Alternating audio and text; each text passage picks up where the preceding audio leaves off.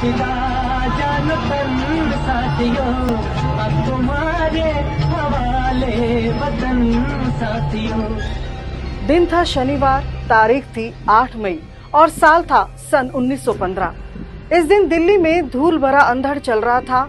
गर्म हवाओं के थपेड़े मानो शरीर से पानी की बूंद बूंद चूसने को आतुर हो। किंतु इसके अलावा भी इसी दिल्ली में कुछ और भी चल रहा था। पुरानी दिल्ली में बहादुर शाह जफर रोड पर दिल्ली गेट से आगे स्थित वर्तमान खूनी दरवाजे के पास, जहां आज मौलाना आजाद मेडिकल कॉलेज है, यहाँ एक फांसी घर था। फांसी दी जाती थी देश की आजादी के मतवाले क्रांतिकारियों को। उस दिन भी मास्टर अमीर चंद, मास्टर अवध बिहारी और भाई बाल मुकुंद को फांसी देने की तैयारी चल रही थी। किंतु तीनों क्रांतिकारियों में से किसी के एक के चेहरे पर भी शिकन न थी, बल्कि आंखों में देश की आजादी का सपना था। उन आंखों में जो थोड़ी देर बाद हमेशा के लिए बंद होने वाली थी। नमस्ते जी, मैं हूँ हरप्रीत कौर। कौन थे ये क्रांतिकारी और इनमें से एक भाई बाल मुकुंद कौन थे जिसकी फांसी से देश में गुस्सा भर गया था? शत शत नमन के हमारे इस एपिसोड में देखिए वो किस्सा जिसने भगत सिंह जैसे हजारों क्रांतिकारी खड़े कर दिए थे। 23 सितंबर था, साल था 1912। दिल्ली को देश की राजधानी बने बामुश्किल एक साल पूरा हुआ था। वायसराय लॉर्ड हार्डिंग दिल्ली आए थे और उस दिन उनकी सवारी चांदनी चौक में शीशगंज गुरुद्वारा से कुछ दूरी तक धुलिया वाले कटरा के पास से गुजर रही थी कि इसी दौरान 2 बम फटे। जुलूस में अफरा तफरी मच गई और चारों ओर भगदड़ का माहौल था। यह पता नहीं लग सका कि बम किसने फेंके हैं। क्या हुआ था वायसराय लॉर्ड हार्डिंग का और क्यों उनकी मौत से इंग्लैंड के राजा जॉर्ज पंचम को कोई संदेश देना था? थोड़ी देर इस घटना को यही विराम देते हुए चलते हैं उस दौर के हिंदुस्तान जब पाकिस्तान नहीं बना था।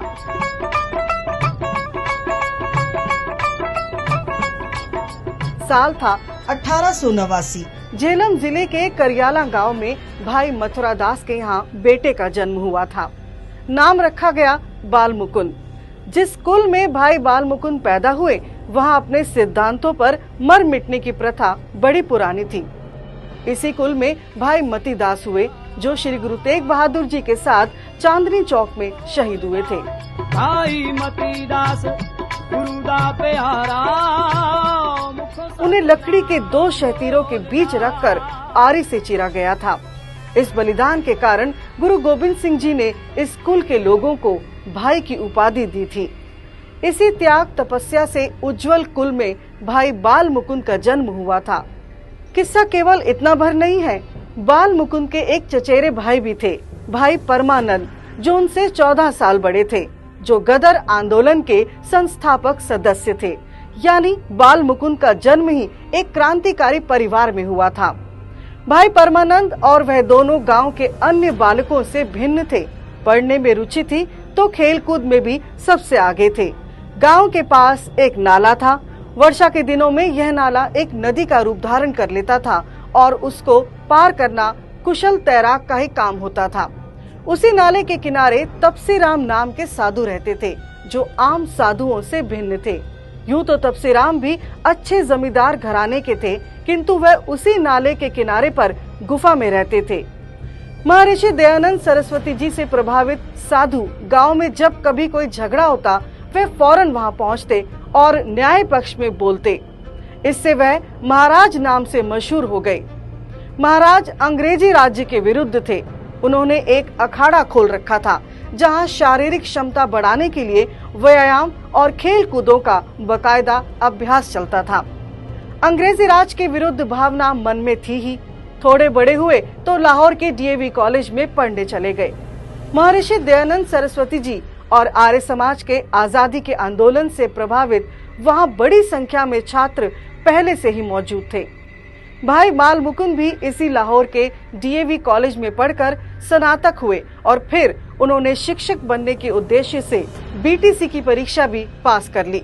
1910 के बीटीसी उत्तीर्ण परीक्षार्थियों में उनका नंबर 3रा था। भाई परमानंद आजादी के आंदोलन में खुद को आहूत कर चुके थे। भाई बाल मुकुंद पर भी इसका गहरा प्रभाव पड़ चुका था। इस प्रभाव को गाढ़ा होने का मौका तब मिला जब भाई बाल मुकुंद की भेंट आर्य समाज के 3 सिपाही मास्टर अमीरचंद, लाला हरदयाल और रासबिहारी बोस से हुई और वह क्रांतिकारी बन गए। उस दौरान भाई बाल मुकुंद को नौकरी मिल गई थी, किंतु आजादी की धुन पर सवार हुए तो नौकरी से त्याग पत्र दे दिया। तब उनके बड़े भाई जयराम दास को चिंता हुई और उन्होंने बाल मुकुंद का विवाह एक सुंदर सुशील कन्या राम रखी से करवा दिया। विवाह हो जाने पर भाई बाल मुकुंद का मन क्रांति से नहीं फिरा, बल्कि अवध बिहारी और भाई बाल मुकुंद ने क्रांतिकारी साहित्य डट कर तैयार किया और सब जगह बांटने लगे। साथ ही वे बम बनाने की भी शिक्षा लेने लगे। आजादी की लड़ाई में जुटे होने के कारण वे कुछ समय ही पत्नी के साथ रह सके। ये वो दौर था जब महाराजा जॉर्ज पंचम और महारानी मैरी भारत की यात्रा पर थे। उनके तिलक हेतु दिल्ली में दरबार सजा था। उन दोनों को भारत के सम्राट और महारानी घोषित किया जा रहा था। दिल्ली दरबार के बाद वायसराय लॉर्ड हार्डिंग की दिल्ली में सवारी निकाली जा रही थी। इस शोभा यात्रा की सुरक्षा में अंग्रेजों ने भी कोई कसर नहीं छोड़ी थी। सादे कपड़ों में सीआईडी के कई आदमी यात्रा से हफ्तों पहले पूरी दिल्ली में फैल गए थे। यात्रा वाले दिन भी सुरक्षा इंतजाम सख्त थे।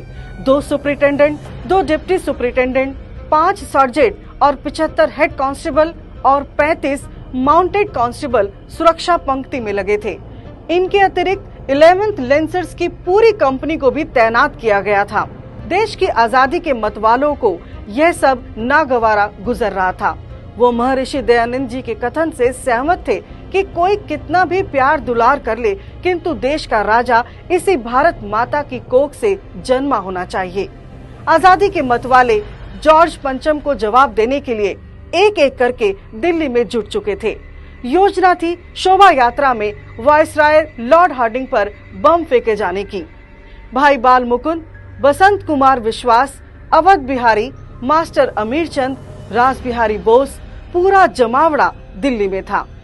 लॉर्ड हार्डिंग की सवारी चांदनी चौक धुलिया वाले कटरा के पास से गुजर रही थी कि इसी दौरान 2 बम फटे। बम महिलाओं की भीड़ से फेंके गए। बम फेंकने वाले दोनों बुरके में थे। जरा सी चूक हुई और वायसराय लॉर्ड हार्डिंग मरते मरते बचा, किंतु घायल हो गया था। इस बमकांड में बसंत कुमार विश्वास के अलावा भाई बाल मुकुंद मौजूद थे, जो भीड़ से बम फेंककर निकल चुके थे। बाल मुकुंद को इस बात का बड़ा दुख रहा कि वायसराय बच गया, इसलिए उन्होंने अपनी पत्नी को भाई परमानंद के घर वालों के पास छोड़ा और स्वयं जोधपुर के राजकुमारों के ट्यूटर बन गए। अगली योजना यह थी कि लॉर्ड हार्डिंग यहाँ कभी न कभी आएगा और वह नजदीक से उन पर बम फेंककर अधूरा काम पूरा करेंगे। पुलिस को बहुत दिनों तक पता नहीं चल पाया कि चांदनी चौक के बम कांड के पीछे कौन था, लेकिन आखिर में 16 फरवरी 1914 को वे गिरफ्तार कर लिए गए। सभी पर आरोप था कि इन्होंने 1912 में चांदनी चौक में लॉर्ड हार्डिंग पर बम फेंका था। हालांकि इनके खिलाफ जुर्म साबित नहीं हुआ, लेकिन अंग्रेज हुकूमत ने शक के आधार पर इन्हें फांसी की सजा सुना दी। 8 मई 1915 को मास्टर अमीरचंद, भाई बाल मुकुंद और मास्टर अवध बिहारी को फांसी पर लटका दिया गया। इसके अगले दिन 9 मई को अंबाला में बसंत कुमार विश्वास को भी फांसी दे दी गई। फांसी की इस अप्रत्याशित घटना ने देशवासियों का खून खौला दिया था और लोगों में अंग्रेजों के प्रति नफरत और बढ़ा दी। किस्से में एक दर्द बाकी है। भाई बाल मुकुंद की पत्नी राम रखी की इच्छा थी कि उनके पति का शव उन्हें सौंप दिया जाए, लेकिन अंग्रेज हुकूमत ने उन्हें शव नहीं दिया। उसी दिन से राम रखी ने भोजन व पानी त्याग दिया और 18वें दिन उनकी भी मृत्यु हो गई। भाई बाल मुकुंद दिल्ली षड्यंत्र में फांसी पाने वाले प्रमुख क्रांतिकारियों में से एक थे। आर्य समाज की भट्टी से तप कर निकले निराले योद्धा थे। भाई बाल मुकुंद, मास्टर अमीरचंद, मास्टर अवध बिहारी और बसंत कुमार विश्वास की शहादत को आर्य समाज का शत शत नमन।